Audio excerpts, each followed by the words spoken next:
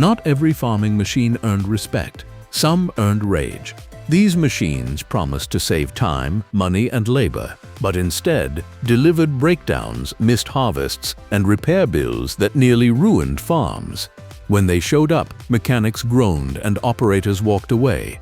They weren't hated because they were weak. They were hated because they failed when farmers needed them most. Some became warnings passed down through generations. Never buy that machine. Today, we expose 10 of the most hated farming machines ever.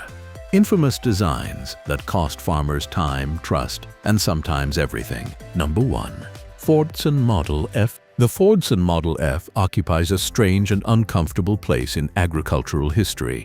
On one hand, it is remembered as the tractor that truly brought mechanized farming to the masses.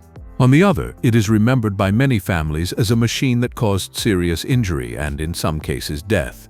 This dual legacy is precisely why the Model F is still considered one of the most hated farming machines ever built. The fundamental problem with the Fordson Model F lay in its design balance. The tractor used a unitized engine and transmission structure that placed significant weight toward the front. When pulling heavy implements, especially plows, the rear wheels could dig in while torque transfer lifted the front end. If the front rose too far, the tractor could flip backward in a matter of seconds. Operators had very little time to react, and in many documented incidents, none at all. Unlike later tractors, the Model F had no safety systems whatsoever. There was no rollover protection structure, no clutch override designed to stop rear flips, and no operator enclosure. If the tractor began to overturn, the driver's seat position offered no realistic escape path. Many experienced farmers were injured or killed despite doing nothing unusual for the era. The danger became widely known by the early 1920s. Farm journals and word-of-mouth warnings spread quickly. Some farmers modified their tractors with homemade stabilizers or avoided certain tasks altogether.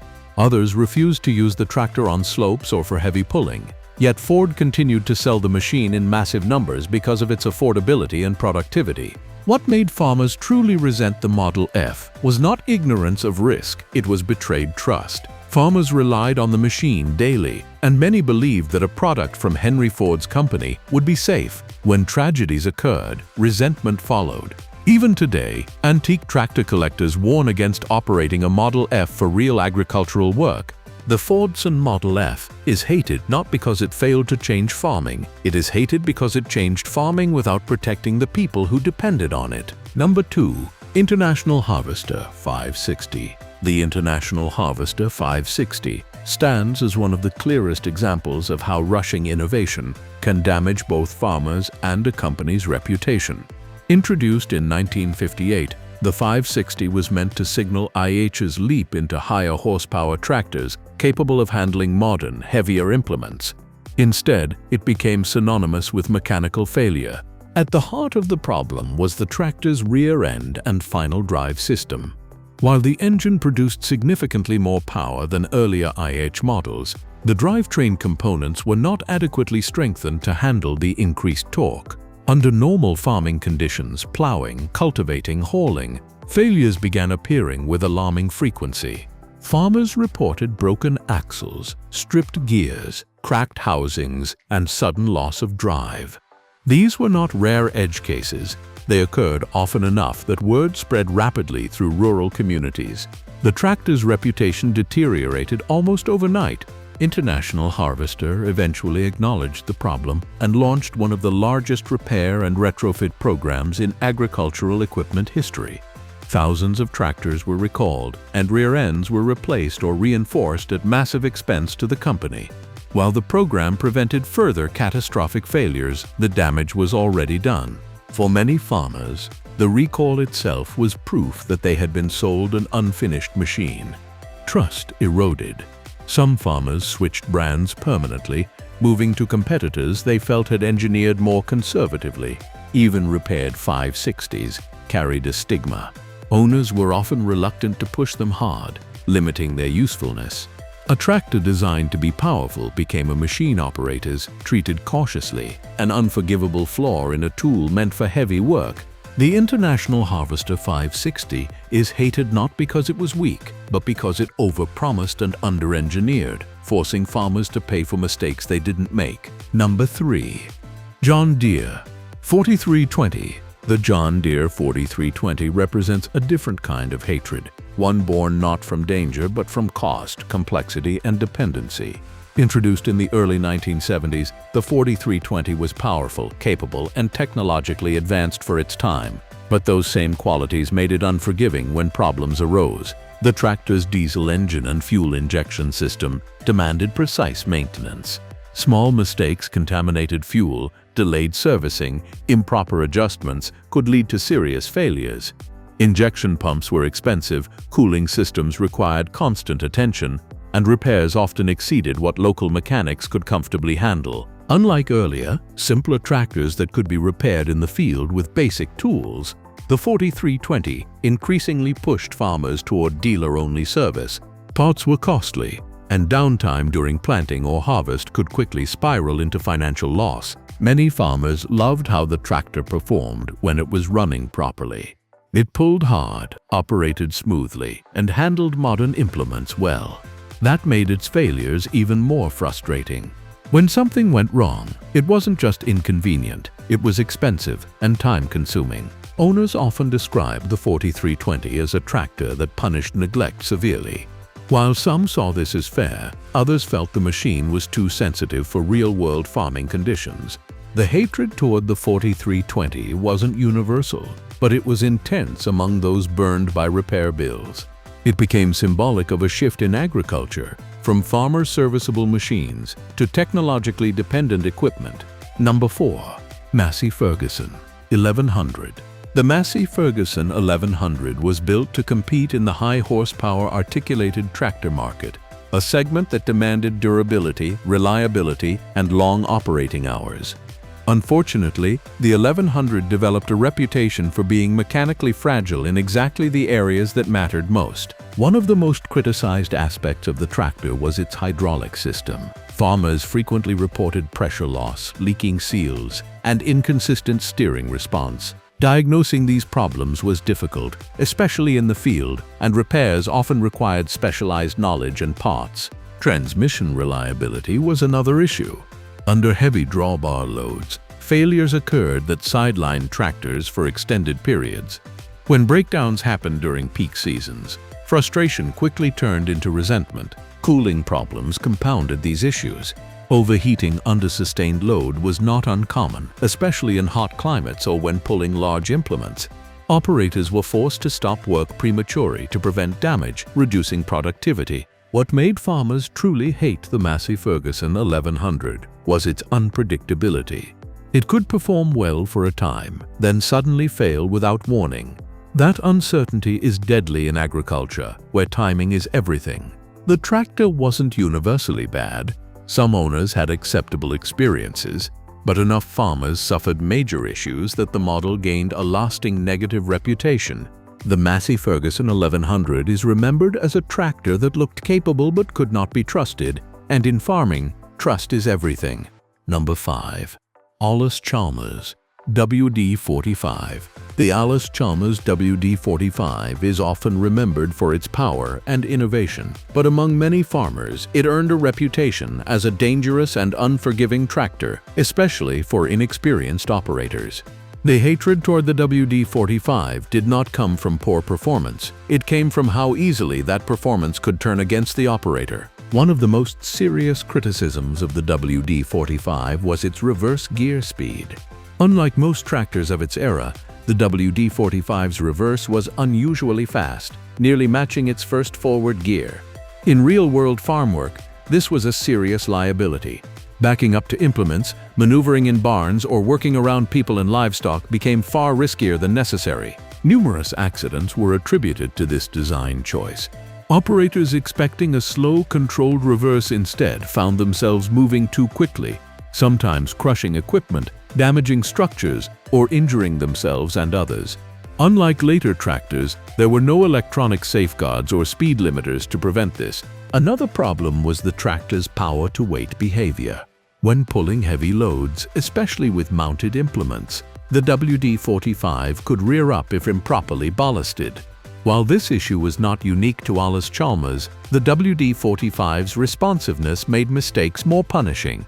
Farmers often described the WD45 as a tractor that demanded constant attention. It could not be driven casually. While skilled operators appreciated its responsiveness, many others found it stressful and dangerous, especially during long days when fatigue set in. Over time, the WD45 became known as a tractor that did not forgive errors. That reputation spread through farming communities, especially among families who had experienced close calls or accidents. The WD45 wasn't hated because it was poorly built. It was hated because its design choices placed too much responsibility on the operator in an era when safety engineering was still minimal. Number 6. Case 930. Comfort King. The Case 930 Comfort King was marketed as a major step forward in operator comfort and productivity. In reality, many farmers found it to be physically demanding, mechanically inconvenient, and frustrating to live with. Despite its name, the Comfort King often delivered the opposite. Early versions lacked power steering or had poorly tuned systems, making steering heavy during field work. Long hours left operators with sore arms and shoulders, especially when working in tight spaces or with heavy front-mounted equipment. The clutch was another frequent complaint. It required significant force, which compounded fatigue during repetitive stop-and-go operations. By the end of a long day, many farmers felt worn down in ways they didn't with competing tractors. From a mechanical standpoint, the 930 was difficult to service. Routine maintenance often required more disassembly than necessary, and access to certain components was limited. For farmers used to doing their own repairs, this became a major source of irritation. Drivetrain wear was also a recurring issue, particularly when tractors were worked hard. While the engine itself was generally strong, failures elsewhere meant downtime that farmers could not afford. The hatred toward the 930 Comfort King wasn't explosive, it was slow and cumulative. Each long day, each difficult repair, and each aching shoulder added to the resentment. Many farmers ultimately replaced the tractor, not because it failed outright, but because they were simply tired of fighting it. Number 7. John Deere 105. Combine. Harvest season is unforgiving, and the John Deere 105 Combine earned its place on this list because it repeatedly failed farmers when timing mattered most. One of the most common complaints about the 105 was constant belt and bearing failures. Under heavy load or high temperatures, belts overheated and snapped, bringing harvesting to a halt. Bearings failed more often than expected, especially in dusty conditions. Clogging was another persistent problem. In damp crops, the combine struggled to maintain clean grain flow, forcing operators to stop frequently to clear blockages.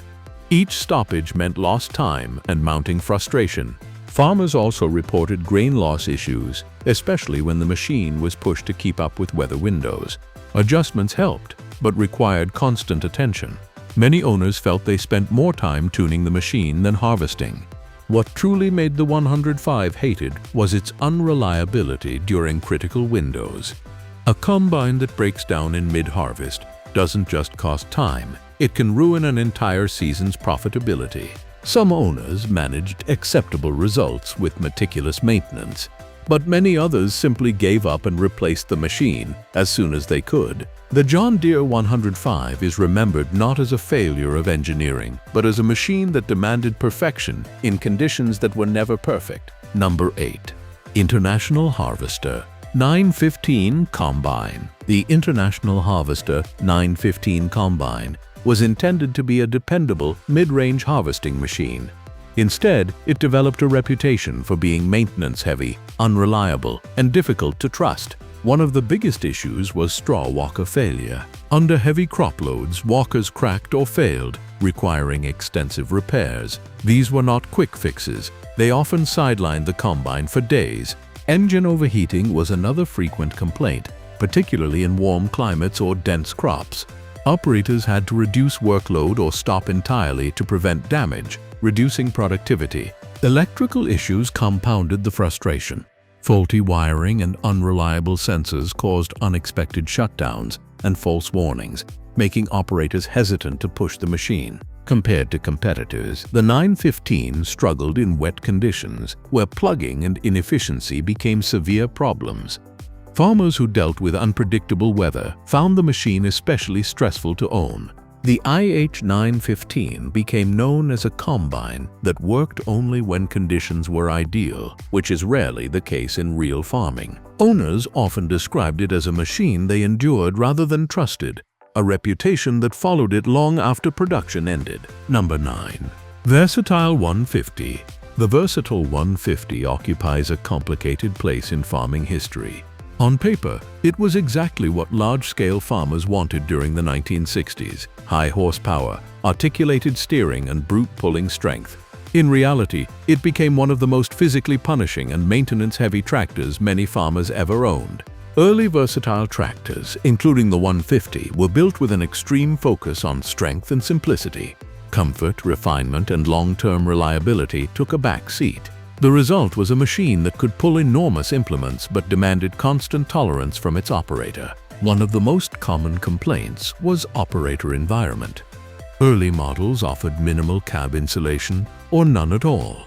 Noise levels were severe, vibrations were constant, and long days in the seat left operators exhausted. In cold climates, sealing was poor, allowing dust, wind, and engine heat to invade the cab. Mechanical issues further compounded the resentment. Electrical systems were crude and poorly protected, leading to frequent failures, especially in wet or dusty conditions. Wiring problems caused starting issues, lighting failures, and unpredictable shutdowns. Cold starting was another major issue. In winter conditions, the Versatile 150 was notorious for refusing to start without extensive preheating or improvised solutions. Farmers often joked that the tractor required more attention before work than during work. Hydraulic leaks were common, particularly around articulation joints and hose connections. While the tractor's frame was strong, sealing technology lagged behind its mechanical ambition. Oil loss was treated almost as a routine operating condition rather than a fault. What made farmers truly hate the Versatile 150 was that every improvement required owner tolerance. The tractor worked best when constantly monitored, warmed carefully, and repaired often.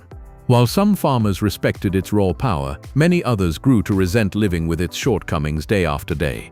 The Versatile 150 is remembered as a machine that proved brute force alone is not enough. Power without comfort, reliability, and refinement becomes a burden, not an advantage. Number 10. Oliver 550. The Oliver 550 was marketed as a practical, affordable utility tractor for small and mid-sized farms.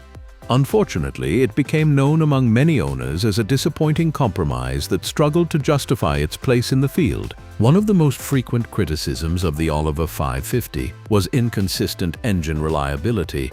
While some units performed acceptably, others suffered from oil consumption issues, starting problems, and uneven power delivery.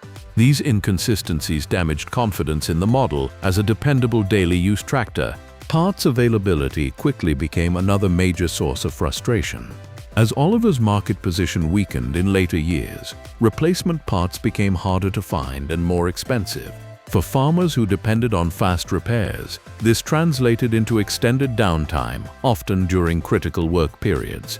The tractor's power output also disappointed many owners.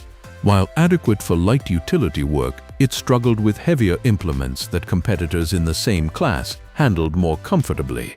This limited versatility made farmers feel they had outgrown the tractor sooner than expected. Transmission and clutch complaints were also common.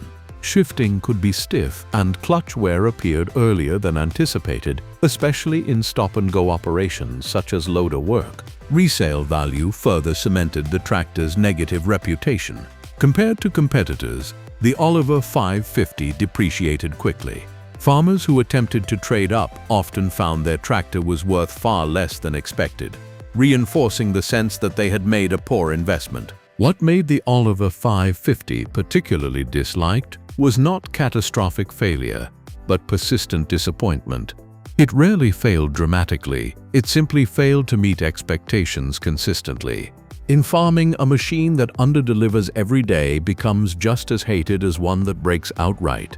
The Oliver 550 earned its place on this list by being a tractor that many owners quietly regretted buying. So that's it for today. If you like this video, then please hit the like and subscribe button for more videos. Thanks for watching.